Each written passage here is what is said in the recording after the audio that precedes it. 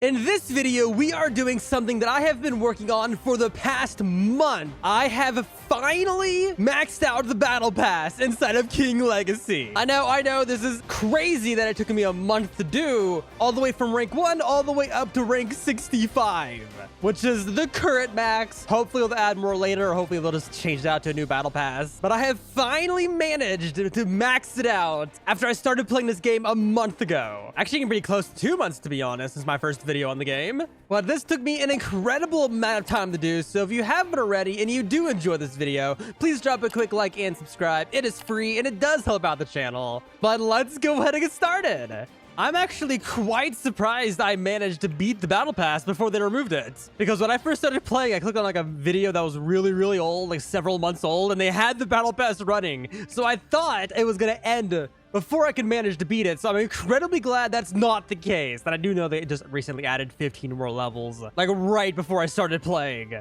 But I finally did it. We are going to beat it today. But before we do that, I just want to quickly go over on how I get Battle Pass experience, because I don't actually try to get it. I just do it as like a daily thing where I log in once a day and spend like 20 to 30 minutes just doing a bunch of quests, which give experience, which I'm also going to be doing as I show you, because I'll be able to get the rest of this rank and a bit into the final rank by doing this. And then I'll show off like all the rewards we got.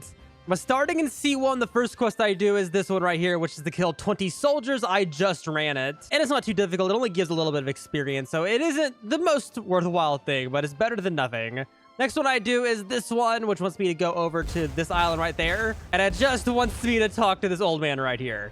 And then after, I just fly back to spawn and do the last quest in spawn, this one, which is just to basically drive a boat into all these rings, which honestly isn't that bad considering the experience is super low, but it does put me right next to the next quest, which is this one, to kill 4 of these guys, which isn't that hard. It's a very low level enemy. Good experience. Then all I do is, because I use coffin bows faster than flying, I just head directly to Marineford, or sorry, War Island, to claim this quest right here, which wants me to head over to the Fishland Island. And he just wants me to kill these guys in here, which honestly isn't that difficult, because you got to get on max level with Awakened Flame, which is so high damage. And there we go. Another 7,000 experience for doing that, and that is everything in C1. I'm praying that I get no comments saying that I missed the quest here, because I've been doing that for the last month, and if I could have done it faster with another quest, I might be a little mad. But on to C2, where the real experience is grabbed. And by the way, you can do the C2 one in any order. I just do it in this order specifically because of the limited time Halloween quest. But first quest here is immediately just grab this one to deliver 3 boxes to this guy. And because I just joined, I can reset. And I spawn right next to him again. And once I finish that, I just go ahead and fly all the way over to this one, this island. And when I get here, I just immediately set my spawn here for later, and also in a moment. But let's do this one first. You can do any one of these 3 in any order. But I'll do Ancient Book first, which is behind this building off the edge of the map. Right here. Then I just reset. And I'll do this one next, which does require a lot of levels. Who just wants me to kill these guys over here. Make sure you're doing the captain ones too, not the normal ones, which are over there. And there we go. That one's done. So I just reset after that. And then I get the last one, which is to collect 3 floating feathers, which are over on this side. This is an annoying quest. So you just pick up that one right there. And then there's this one. And then I just go ahead and pick this one up again. Still have no idea where the third one is at. But now that we've done that, let's head this direction to this floating island with a giant skeleton on it, where I talk to this guy to collect 6 bones. First one's right here, then right here, then right here. Next one is up here. Then there's 2 on the giant skeleton. There we go. That's like the fastest one. Then I just reset again. See why I set my spawn here? Makes stuff so fast. But I go this direction now, the opposite way, till I reach this island, where I can go ahead and do this quest, where it flips my movements and you just hold back and just move your camera instead of being confused to all 3 of these spots. Then this guy who wants me to dive at there, and over there. I just go ahead and equip this to make it easy, which you can buy on this island. But there you go, that's done. So now I'm gonna be flying past Tundra Island till I get over here. It's right here if you wanna know where it's at. But I just grabbed this quest, which is also incredibly easy. It's literally just at the bottom of this ship in the corner.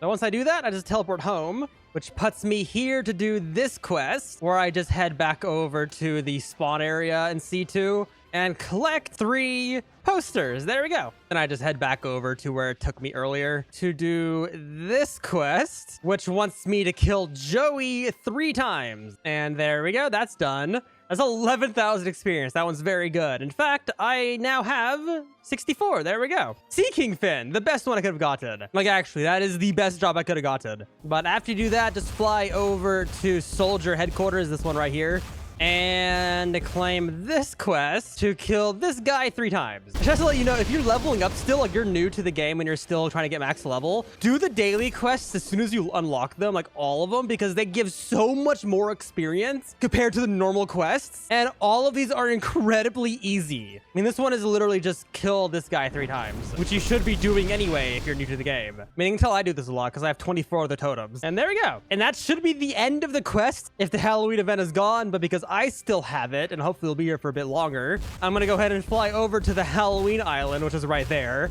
And there's 3 quests I could do here. I'm gonna do this one first, which wants me to destroy 12 pumpkins, which are right here, here, here, here, here, here, here, here, here, and here.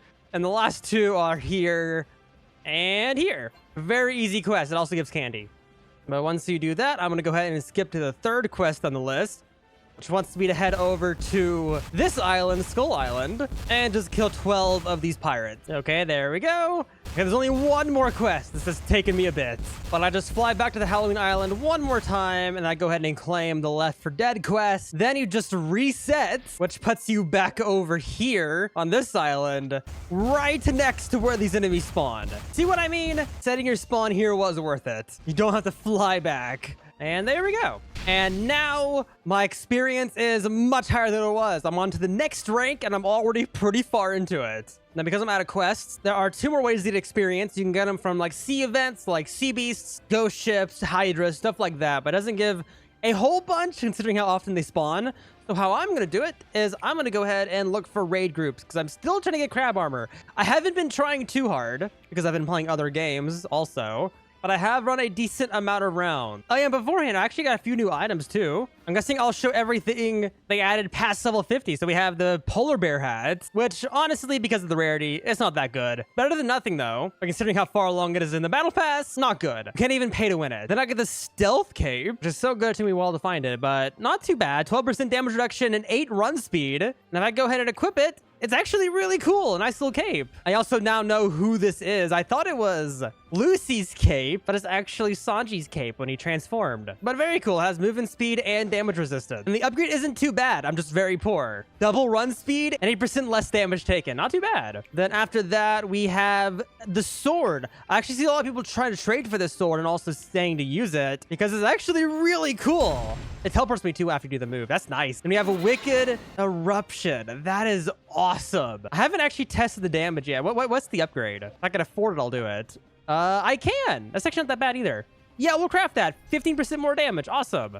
I want to see how much damage does it do. So if I do this attack, well, some of them hit because he got knocked away. And that did 10,000. Then the Z, 4,000. Why do people like this? Is it this attack? It might be that attack why they like it. And because of the teleporting, maybe good, a little evasion thing. Let me test it on this guy. Let me get him to transform because he's a big NPC. Oh, that's why people like it. Because that's incredibly easy to use too. And pretty fast cooldown. I see. That's actually really good. It's not for the Z. The Z is kind of just an evasion move that is a little damage.